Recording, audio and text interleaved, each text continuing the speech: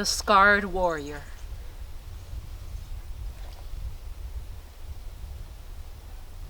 The warrior had never noticed how ugly he was until he met the daughter of the chief.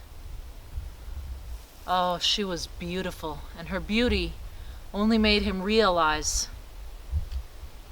that he was broken. He visited her only at night and made sure to keep his hair falling in front of his face so that she wouldn't have to see him. You see, he had seen himself in her eyes. When she had first seen him, the look of shock and horror, and perhaps even a bit of disgust on her face, had suddenly made him realize that he would never, ever be enough for her. He was known as a brave man, but what did that matter? And every day he felt himself becoming a little bit smaller, and his heart yearned for her in the silence. Now, she was not cruel, or at least she did not mean to be, and so she did not openly make fun of him. In fact, she gave him a chance, along with all the other braves who came trying to win her over. But she could not stand his scars. You see, that was as he was known. In fact, he'd had a name before, but he didn't remember it by now. Everyone knew him as Scarface, and it was true. He didn't just have scars all over his face, but all over his arms and his chest, and all over his body too, from many battles and many experiences in life. That was just the way it was. And he hadn't paid much attention to them, until now he wished that he could hold his head high, proudly, like all the other young men in the tribe. And like I say, she was not cruel. Or perhaps she was. Perhaps she was so cruel, in fact, that she even convinced herself that perhaps she could love him, if only he just changed. And one day she said to him, as he was sitting far from the fire at night, with the hair over his face, she said to him, "Look, you are a strong man, a brave warrior. You are what I wish for in a mate, but I could not be with someone with a face like yours. If you could perhaps find a way to erase those scars, if you could go to the sun and ask the sun to take those scars away from you, then perhaps I would marry you." And the scarred warrior felt his heart sing. He had a chance. Of course he would go to the sun. And instantly, without another word, he turned and raced away towards the west, to where the sun sank every night and went to bed. Well, he crossed the far plains, he crossed the high snow-covered mountains, he came down through the valleys until finally he reached the sea. And he saw the sun sinking into the water far off in the horizon.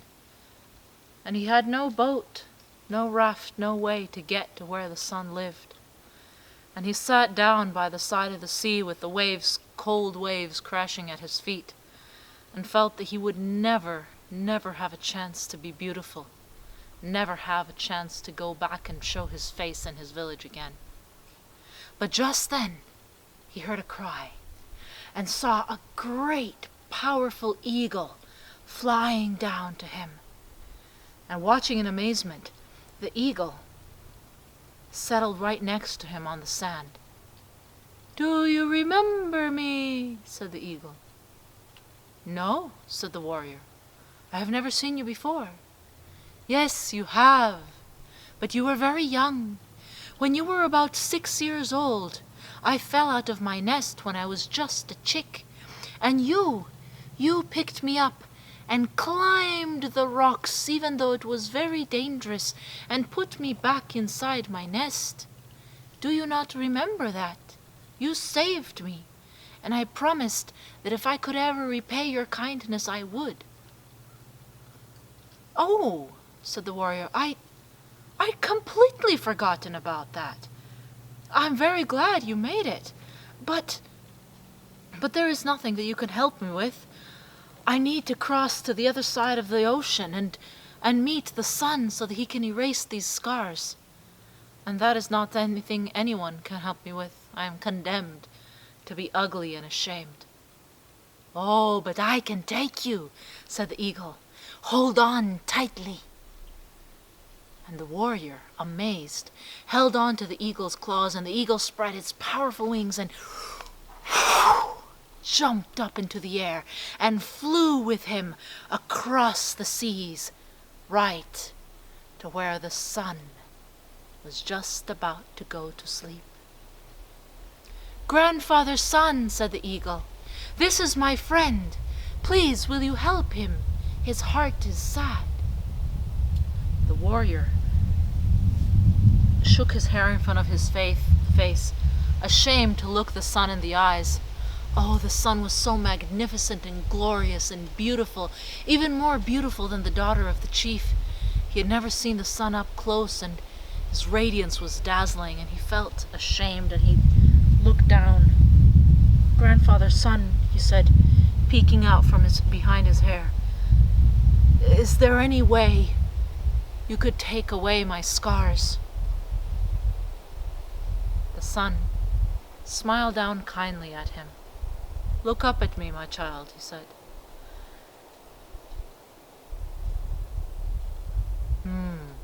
Give me your hands." "Yes, you have scars everywhere." "Well, I can do that, but there will be a price to pay." "I will pay whatever price you ask of me," said the warrior. "Ah, you must not promise that until you know what the price is, but you will know soon enough." The sun took one of the warrior's hands and said, "We will start with your oldest scars." There were scars all over his hands and arms. The warrior didn't even remember what they were from. And the sun started burning them with its radiant light, and the faint white scars started disappearing from his arms. But as they did, suddenly, the warrior returned to the moment and place when he had gotten those scars, and he remembered the whole story. Why, these were the scars that he had gained when he had saved the baby eagle. That's right. Now he remembered everything clearly. He was just a little boy, 6 years old. He saw the eagle crying out on the ground, and he had picked it up and carefully climbed these rocks. Now the baby eagle didn't know that he was trying to save it, of course, and so the eagle kept pecking at his arms and screeching and clawing at his hands. But even so, he held tightly. "I'm trying to help you. Stop hurting me." And finally he had managed to put the baby eagle back in its nest, but his arms and his hands were all torn up. He'd forgotten about that. That's where his scars came from. He smiled at the eagle. "Thank you," he said.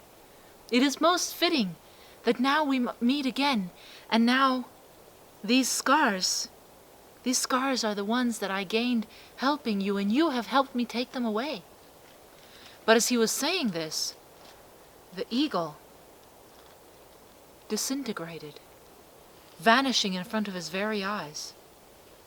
"What happened?" said the warrior. And just then, his mind went back to that moment. But instead, the story had changed. Now, instead of picking up the baby eagle and climbing with it to the top of the rocks, he saw himself as a little boy, laughing at the baby eagle and throwing stones at it until it died. No, said the warrior. Wait. That's not how it happened." The sun stopped. "Oh, but it is. That is how it happened. That's why you don't have any scars." The warrior said, "Wait a minute. If you take away the scars, does that mean then that I never saved the eagle?" "That is right," said the sun. "The only way to take away the scars is to take away what gave them to you." "Oh," cried the warrior. "Oh, that is a terrible thing. And the eagle has now helped me bring me to you, but... well, the scars on my arms and hands, They were very faint. They did happen a very long time ago. In fact, they don't look that bad. It's all right. I can keep those. I have bigger scars. We can take those away instead, but let the eagle live. I do not like to see myself as a cruel boy throwing stones at an eagle. That is not something that I would do, or something I would wish to do. The sun smiled. As you wish, my son, he said. And the scars remained on his arms and his hands. Well, what are my next oldest scars? Ah, the ones on my chest. These are big scars. Look! And the warrior took off his buckskin clothing and showed the sun his chest, and there were these great swipe marks all the way down to his belly that had been made by the claw of a bear. Ah, yes, said the sun. Very well. And the sun's radiant light began to burn away those scars, and instantly the warrior was transported back to the moment when it happened. He was 12 years old, on a vision quest. He had been sent out to become a man, and he had been for many days and nights alone in the forest, without food, fasting and praying.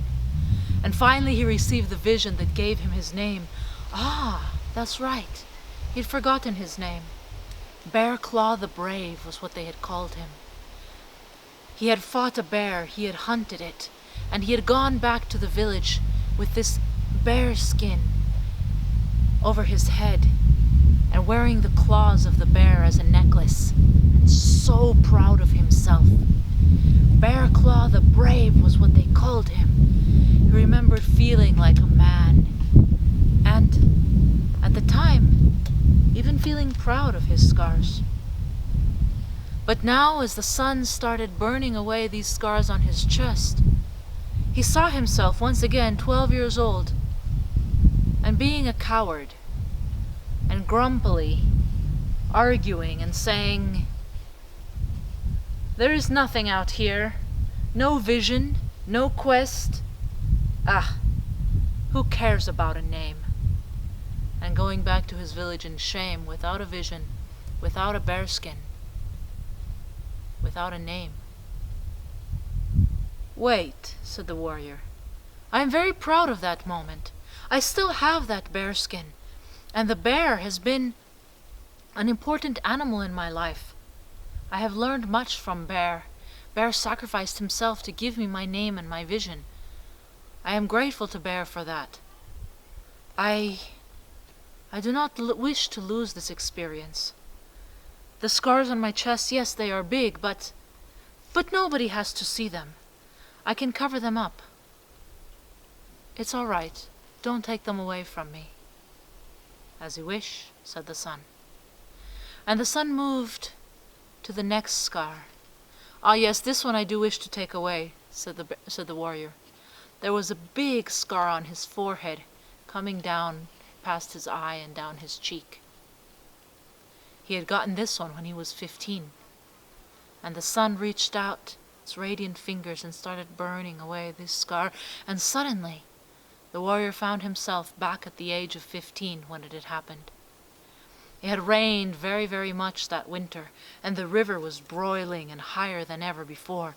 The whitewater rapids were going along, and they were struggling to take their canoes, struggling against the current, when suddenly a little girl was caught by one of the waves and pulled out of the canoe and dragged away by the current. Well, without thinking twice, Bear Claw the Brave had dived headfirst into the water. He had hit himself against a jagged rock and been bounced against several different rocks that had cut him up, but he had managed to catch the little girl and swim with her to safety. But now, in his memories instead, he saw himself watching passively as the little girl was swept away and drowned. "Oh no, no, he said. "That little girl, I watched her grow up later, and she married one of my friends, and she is bright and smiling and happy. She is a wonderful person. I cannot bear the thought that she would die. And I cannot bear the thought of seeing myself as a coward, staying still and watching it happen and doing nothing. Yes, it is a terrible scar, but leave it. As you wish, said the sun. And now, the last scars, the biggest ones, remained. These were the ones that truly made him hideous, the ones that truly made the chief's daughter look at him and recoil. There were scars all over his shoulders and his neck and his face and his back. There were scars from fire, scars from arrows, scars from knives.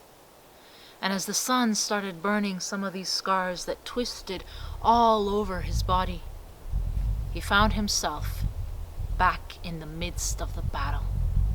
He had come back from a buffalo hunting party with his fellow warriors to find that his village was in flames. A raiding party from an evil tribe had come, and they were trying to capture everyone and were setting everything on fire. And these foreigners had come and they were killing all of his people. Well, when Bear Claw the Brave saw this, rage filled up in him, and he ran straight into the fire, shooting arrows and taking out many of the other warriors, fighting them even with his bare hands. He was shot with arrows, he was cut with knives, but his bravery inspired the rest of his people to rise up, and the other warriors followed against him, and even though they were alone, they managed to drive off the invaders. He dashed inside burning teepees and picked up the old women and carried them to safety, and he was scarred by the fire. But he saved his people. And as the sun started burning away these scars, he watched himself as a young man, having come back from the hunting party, staring down at his village that was going up in flames, and feeling his heart fill with fear, and turning around, giving his back, and racing away, and leaving his people alone. No, said the warrior. The sun smiled down at him. But then, my young man, you will still have all your scars, and the chief's daughter will not want you. Then may it be, said the warrior. And for the first time he stood straight and tall. He had his held his head up high, and he pulled his hair back into a braid. May it be so. These scars are more a part of me than I thought, and they are a part that I wish to keep. The sun smiled. The eagle took the warrior back across the ocean and set him gently on the shore, and the warrior started walking.